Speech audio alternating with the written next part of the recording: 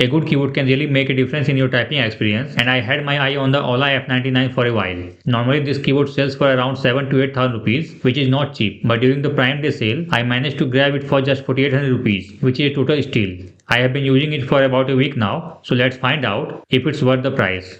The keyboard comes in this black and green box. Inside you will find a setup card with instructions, a user manual, a USB Type A to Type C cable, 4 extra keys, a keycap puller, and the keyboard. This is a 99 key keyboard with a plastic body, but the build quality feels solid. It's on the heavier side. It weighs around 1.13 kg, which makes it feel sturdy on the desk. On the back side, it has 4 rubber pads for grip and a 2-stage kickstand. You can use the smaller stand for a slight tilt or the larger one for a steeper angle, depending on what feels more comfortable to you. The F99 supports 3 ways to connect: a wired Type-C connection, 2.4 GHz wireless via USB dongle, and inbuilt Bluetooth.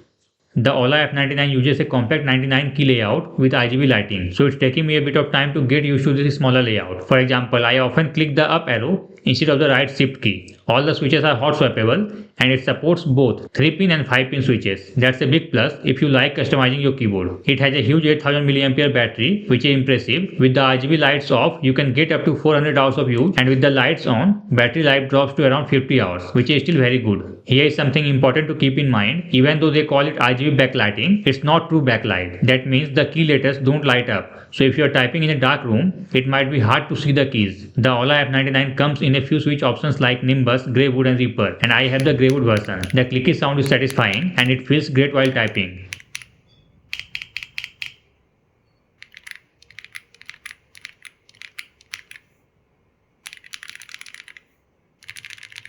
Here is a 15-second typing test, so you can listen to know how it sounds while typing.